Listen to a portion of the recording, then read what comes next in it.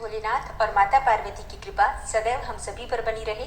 दोस्तों, आज की वीडियो में आप सुनेंगे सोमवती अमावस्या की कथा। सोमवार को जो अमावस्या आती है उसे सोमवती अमावस्या कहा जाता है। सोमवती अमावस्या के दिन सुहागिन महिलाएं व्रत धारण करती हैं और पीपल की पूजा करती हैं। पीपल की परिक्रमा की जाती है। इसके साथ ही तुलसी की पूजा और परिक्रमा की जाती है। पीपल और तुलसी में जल अर्पित करना चाहिए और धूप दीप नैवेद्य से पीपल और तुलसी की पूजा की जाती है। चावल, चंदन, सिंदूर, फूल, प्रसाद, वस्त्र, दक्षिणा, मौली और रोली, ये सभी चीजें तुलसी और पीपल में अर्पित की जाती हैं। 108 की संख्या में फल या सब्जियां या मिठाई इत्यादि कोई भी वस्तु लेकर पीपल को और तुलसी को अर्पित करके और इसी के साथ 108 बार परिक्रमा की जाती है। 13 चीजें सोमवती अमावस्या के दिन ब्राह्मणों को दान भी दी जाती हैं। और इस प्रकार से विधि विधान से सोमवती अमावस्या के दिन पीपल की पूजा करने के बाद सोमवती अमावस्या की कहानी सुनी जाती है। सोमवती अमावस्या की पूजा करने से अखंड सौभाग्य की प्राप्ति होती है। संतान प्राप्ति में आ रही बाधाएं दूर होती हैं। पति पत्नी के रिश्ते मधुर होते हैं और पति पत्नी के बीच कोई भी परेशानी हो, दाम्पत्य जीवन में परेशानी हो तो वो समाप्त होती है। इसके साथ ही सुख समृद्धि की वृद्धि होती है। और हाँ, आज के दिन अगर आप सोमवती अमावस्या की कथा मात्र भी सुनते हैं तो इतने मात्र से भी अखंड सौभाग्य की प्राप्ति होती है और हर प्रकार की कामना पूर्ण होती है। तो सबसे पहले भगवान भोलेनाथ और माता पार्वती का ध्यान करके इस पावन कथा का श्रवण करते हैं। सोमवती अमावस्या की कथा। पौराणिक कथा के अनुसार एक साहूकार के 7 बेटे थे, 7 बहू और 1 बेटी थी। साहूकार के घर एक जोगी भिक्षा मांगने आता था। जोगी को साहूकार की बहू भिक्षा देती थी तो वो ले लेता था, लेकिन जब बेटी देती थी तो वो भिक्षा नहीं लेता था और कहता था कि बेटी सुहागन तो है पर उसके बाद में दुहाग लिखा है। जोगी की यह बातें सुनकर बेटी को चिंता होने लगी और उसका शरीर भी कमजोर होने लगा। एक दिन उसकी माँ ने पूछा कि बेटी, तुम इतने दिनों से इतनी कमजोर क्यों दिखाई देती हो? तब उसने बताया कि माँ, एक जोगी भिक्षा मांगने आता है जो कहता है कि बेटी है तो सुहागन, लेकिन इसके नसीब में दुहाग लिखा है, अर्थात दुख लिखा है। यह बात सुनकर उसकी माँ ने कहा कि कल मैं सुनूंगी। अगले दिन जब जोगी भिक्षा लेने आया तो उसकी माँ चुप कर बैठ गई। जब बेटी भिक्षा देने लगी तो जोगी ने वही बात फिर से बोली। इतनी बात सुनकर उसकी माँ बाहर निकल कर आई और बोली, एक तो हम तुम्हें भिक्षा देते हैं और तू ऊपर से हमें गाली देता है। तब जोगी बोला कि मैं गाली नहीं देता, जो कहता हूँ सच कहता हूँ। इसके भाग में यही लिखा है, वही मैं कहता हूँ। माँ ने जोगी से कहा कि तुम्हें यह पता है कि इसके भाग्य में दुहाग लिखा है, तो ये भी बता दो कि कैसे दूर होगा। तब जोगी बोला कि 7 समुंदर पार एक सोना धोबन रहती है जो सोमवती अमावस्या का व्रत करती है। अगर वह आकर अपना फल दे दे तो इसका निवारण हो सकता है, नहीं तो विवाह होते ही इसके पति को सर्प डस लेगा। यह बातें सुनकर माँ बहुत रोने लगी और सोना धोबन की तलाश में जाने लगी। चलते चलते रास्ते में तेज धूप पड़ने लगी तो साहूकार ने एक पीपल के पेड़ के नीचे बैठ गई। उस पीपल के पेड़ में एक गरुड़ पक्षी का घोंसला था जिसमें गरुड़ का छोटा सा बच्चा रहता था। साहूकारनी को घोंसले के पास एक सर्प अर्थात सांप जाता दिखाई दिया तो उसने उस गरुड़ के बच्चे को बचाने के लिए उस सांप को मारकर ढाल के नीचे रख दिया। जब गरुड़ और पंखनी आए तो घोंसले के पास खून देखकर क्रोधित हो उठे और साहूकारनी को चोंच मारने लगे। तब साहूकारनी बोली कि मैंने तो तुम्हारे बच्चे की जान बचाई है, यह सर्प तुम्हारे बच्चे को डसने वाला था तो मैंने इसे मारकर गिरा दिया। गरुड़ ने सर्प की ओर देखकर कहा कि तुमने हमारे बच्चे की जान बचाई है, अब तुम्हें जो मांगना है मांगो। तब साहूकारनी बोली कि मुझे 7 समुंदर पार सोना धोबन के घर छोड़कर आओ। गरुड़ ने साहूकारनी को अपनी पीठ पर बैठाकर 7 समुंदर पार सोना धोबन के घर छोड़ दिया। वहां जाकर साहूकारनी ने सोचा कि सोना धोबन को कैसे राजी किया जाए।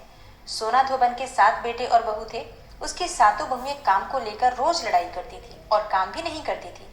रात को जब सब सो जाते तो साहूकारनी सोना धोबन के घर जाती और घर का सारा काम करती। गायों को नहलाती, घर की सफाई करती, रसोई का काम करती, चौका बर्तन करती, आटा पीसती, कपड़े धोती, पानी भरती और दिन होने से पहले चली आती। सातों बहुएं रोज सोचती कि ये सारा काम कौन कर रहा है, लेकिन कभी एक दूसरे से पूछती नहीं थी कि ये सब काम कौन कर रहा है। कुछ दिनों तक ये सभी काम उसी प्रकार से चलते रहे। तब एक दिन धोबन ने अपनी बहुओं से पूछा कि तुम आजकल लड़ती भी नहीं हो और काम भी ठीक कर रही हो। तो बहुओं ने कहा कि सासू जी, काम तो हमें ही करना पड़ता है, चाहे हम लड़कर करें या राजी से करें, इसलिए लड़ाई करने का क्या फायदा। सोना धोबन ने सोचा कि आज देखा जाए कि कौन सी बहू काम करती है और वो रात को सोई नहीं। उसने देखा कि रात को एक स्त्री आई और पूरा काम करके जाने लगी। तो सोना धोबन ने बोला कि तुम कौन हो और तुम्हें ऐसी क्या जरूरत है जो इतना काम कर रही हो। साहूकारनी ने कहा कि जरूरत है, तभी तो इतना काम कर रही हूँ। सोना धोबन ने पूछा कि तुम्हें क्या चाहिए। साहूकारनी बोली कि पहले मुझे वचन दो, तब बताऊंगी। सोना धोबन ने वचन देकर कहा कि अब बताइए। साहूकारनी बोली कि मेरी बेटी के भाग्य में दुहाग अर्थात दुख लिखा हुआ है, इसलिए आप मेरे घर चलकर उसे सुहाग दे दीजिए और उसे सोमवती कर दीजिए। तब सोना धोबन ने अपने बेटे और बहू से बोला कि मैं तो साहूकारनी के साथ जा रही हूँ, यदि पीछे से तुम्हारे पिताजी खत्म हो जाएं तो तेल घी के कूप में डालकर छोड़ देना। फिर दोनों जनी साहूकारनी के घर चली जाती हैं। साहूकार की बेटी का ब्याह होने लगा। दूल्हा फेरों में बैठ गया। सोना धोबन दूल्हे के घुटने के पास कच्चा करवा रखकर बैठ गई, उसमें दूध डाला और तात का तार लेकर बैठ गई। थोड़ी देर बाद सांप दूल्हे को डसने के लिए आया। सोना धोबन ने करवा आगे रखा और तार से बांध दिया, लेकिन दूल्हा तो डर के मारे ही मर गया। तब सोना धोबन ने टीके में से रोली निकाली, मांग में से सिंदूर निकाला, कोया मतलब आंख में से काजल निकाला और मेहंदी निकालकर छोटी उंगली से छींटे मारे।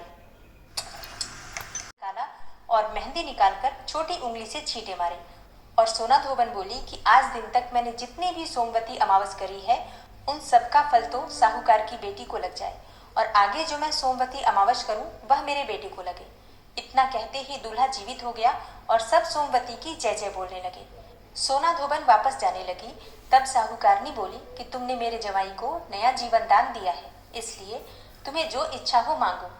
वह बोली कि मुझे तो कुछ नहीं चाहिए, सिर्फ एक हांडी दे दो।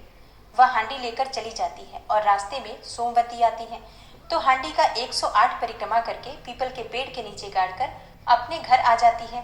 घर आकर देखती है कि उसका पति मरा हुआ तेल और घी के कूप में पड़ा है। तब उसने टीके में से रोली निकाली, मांग में से सिंदूर निकाला, कोया में से काजल निकाली और नुम्बा में से मेहंदी निकालकर चिटली उंगली से छींटे दिए और बोली, मैंने जो रास्ते में सोमवती की है उसका फल मेरे पति को लगे। इतना कहते ही उसका पति उठकर बैठ गया। घर का ज्योतिषी ब्राह्मण आया और बोला कि जजमान, सोमवती अमावस्या को मेरा क्या है, दक्षिणा तो दे। सोना धोबन बोली कि मुझे तो सोमवती रास्ते में आई थी तो कुछ भी नहीं किया, जो कुछ भी किया वह सब पीपल के नीचे ही गाड़ दिया, जाकर खोद कर निकाल लो। ज्योतिषी ब्राह्मण ने जाकर खोद कर देखा तो 108 और 13 सोने के चक्कर मिले। ज्योतिषी ब्राह्मण सबको घर ले आया और बोला कि ऐसी फेरी की है और मुझे बोल दिया कि कुछ भी नहीं किया। तब सोना धोबन बोली कि यह तो तुम्हारे ही भाग से हुआ है, इसलिए इसे अब तुम ही ले जाओ। ब्राह्मण बोला कि मेरी तो इसमें से चौथी पाती है, बाकी आपका मन हो उसे दे देना। सारी नगरी में बोल दिया कि सब सोमवती अमावस्या का व्रत कीजिए। हे सोमवती अमावस, जैसा साहूकार की बेटी को सुहाग दिया वैसा सबको सुहाग देना। सोमवती अमावस की कहानी कहने वाले को, सोमवती अमावस की कहानी सुनने वाले को और हुंकारा भरने वाले को और अपने पूरे परिवार को देना। प्रेम से बोलिए जय सोमवती अमावस्या। सोमवती अमावस्या के दिन प्रातःकाल ब्रह्म मुहूर्त में उठकर और नित्य कर्मों से निवृत्त होकर स्नान कर लीजिए। गंगा जल मिश्रित जल से आज स्नान करना चाहिए। फिर साफ स्वच्छ वस्त्र धारण करना चाहिए। अगर संभव हो तो नए वस्त्र धारण करने चाहिए, नहीं तो पुराने भी हों, धुले हुए हों, शुद्ध हों, इस बात का ध्यान रखिए। सुहागिन महिलाएं आज के दिन शुभ रंगों के वस्त्र धारण करके और 16 श्रृंगार करके पीपल की पूजा करती हैं। तो पैरों में महावर, हाथों में मेहंदी, चूड़ियाँ, सिंदूर, बिंदी, गजरा, जो भी आपसे हो सके उस प्रकार से श्रृंगार करके और पीपल की पूजा करने के लिए सभी सामग्री एकत्रित कर लीजिए। फिर घर के आसपास जहाँ भी पीपल का वृक्ष है वहाँ जाकर पीपल की विधि विधान से पूजा कीजिए।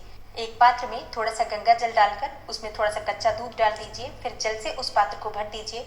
थोड़ा सा शक्कर या फिर शहद डालकर जल को मीठा कर दीजिए। उसी में आपको पुष्प डालना है, थोड़े से अखंडित चावल के दाने डालने हैं और इसी जल को पीपल के वृक्ष में अर्पित कीजिए। इसके बाद पीपल की जड़ में हल्दी, रोली, अक्षत अर्पित कीजिए। और हाँ, सोना धोबन का चित्र आप चाहें तो बना सकते हैं या फिर मानसिक रूप से मन में सोना धोबन का ध्यान भी कर सकते हैं।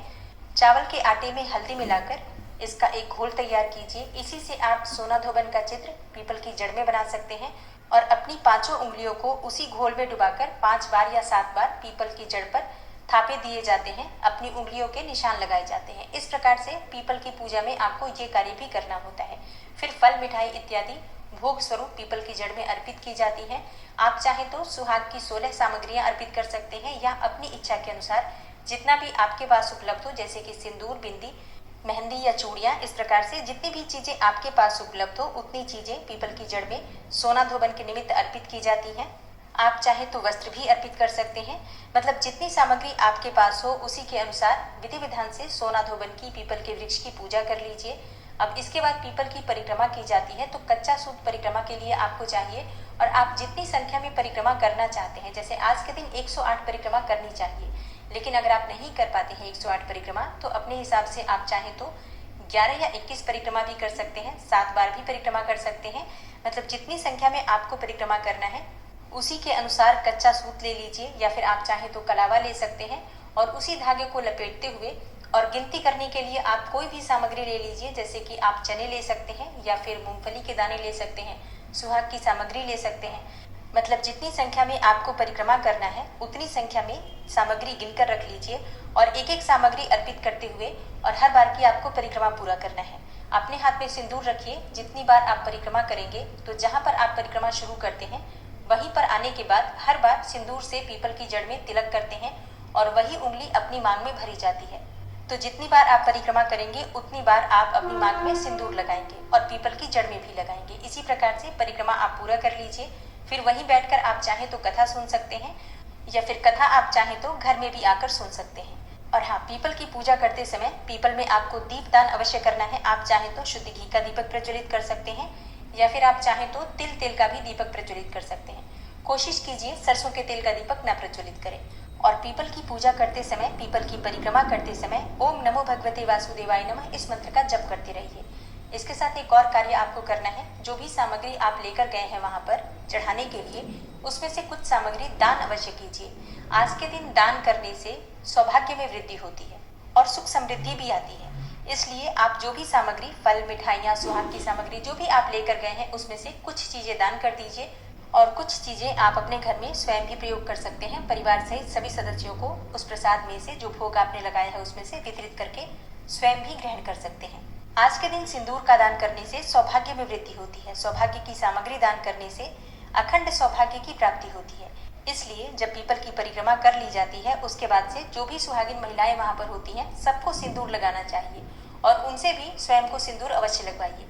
कोई बड़ा बुजुर्ग वहां पर हो तो उनके चरण स्पर्श करके आशीर्वाद अवश्य लेना चाहिए। कोई ब्राह्मण हो तो उन्हें आप वहां पर दान दक्षिणा अवश्य दीजिए। और अगर आप सोमवती अमावस्या का व्रत करते हैं तो शाम के समय मीठा भोजन कर सकते हैं। लेकिन अगर आप व्रत नहीं करते हैं तो पीपल की पूजा करने के बाद घर आकर शुद्ध और सात्विक भोजन भी कर सकते हैं। और हाँ, अगर आपके घर के आसपास पीपल ना हो तो आप तुलसी की भी परिक्रमा इसी प्रकार से कर सकते हैं। तुलसी की पूजा करने से भी आपको उसी फल की प्राप्ति होती है।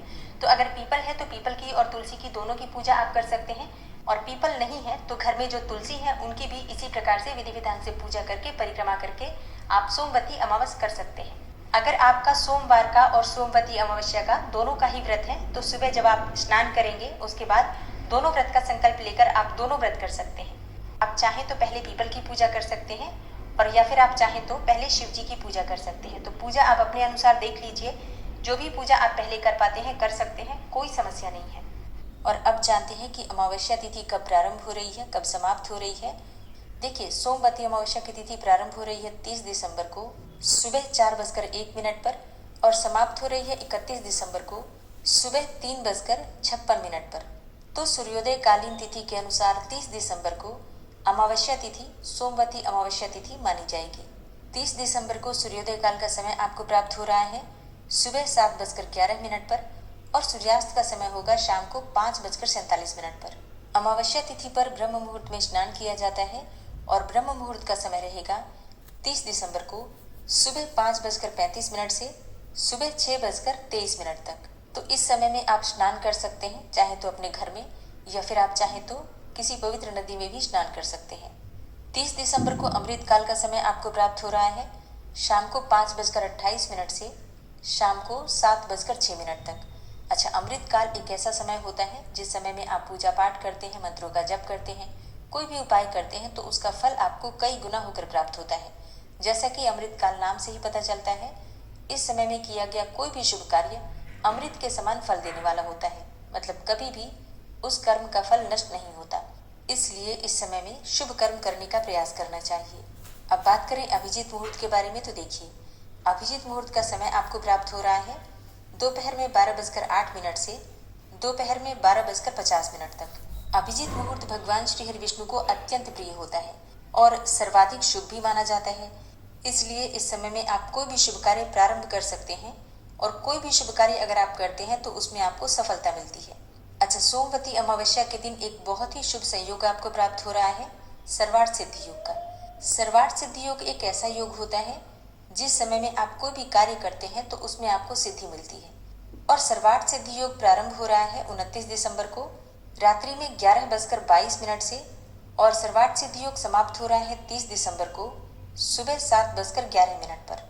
मतलब 30 दिसंबर को सोमवती अमावस्या है। अगर आप ब्रह्म मुहूर्त में स्नान करते हैं और ब्रह्म मुहूर्त में पूजा करते हैं तो ये सर्वार्थ सिद्धि योग का समय रहेगा। तो इस समय में अगर आप स्नान, दान, पूजा इत्यादि कर रहे हैं तो उसका फल आपको कई गुना होकर प्राप्त होता है। और अगर आप किसी मनोकामना के निमित्त कोई पूजा कर रहे हैं तो निश्चित ही आपकी मनोकामना पूर्ण होगी। ठीक है, तो इस समय का जरूर ध्यान रखिएगा, नोट करके रख लीजिएगा। अब बात करते हैं एक ऐसे समय के बारे में जिस समय में आप कोई भी शुभ कार्य नहीं कर सकते हैं, मतलब प्रारंभ नहीं करना चाहिए इस समय में कोई भी शुभ कार्य, और वो समय है राहु काल का। 30 दिसंबर को राहु काल का समय है सुबह 8:31 से सुबह 9:50 तक। तो जैसे पीपल की पूजा करना है, परिक्रमा करना है, तो आप लोग ध्यान रखिएगा राहु काल से पहले प्रारंभ कर लीजिए। फिर आप राहु काल में कर सकते हैं, कोई दिक्कत नहीं है, लेकिन राहु काल में पूजा प्रारंभ नहीं करना चाहिए। ठीक है, आज की वीडियो आपको कैसी लगी कमेंट बॉक्स में ज़रूर बताइए। वीडियो अच्छी लगी हो तो लाइक कीजिए, शेयर कीजिए, और चैनल पर पहली बार आए हैं, अगर अभी तक आपने चैनल को सब्सक्राइब नहीं किया है तो आज की वीडियो अगर आपको अच्छी लगे तो चैनल को सब्सक्राइब करके बेल आइकन को ज़रूर प्रेस कर लीजिए। इससे ये होगा कि इस चैनल पर जो नई वीडियो अपलोड होंगी उनकी नोटिफिकेशन आपको सही समय पर प्राप्त होगी। मिलती हूँ मैं आपसे अगली वीडियो में, तब तक के लिए जय श्री राधे।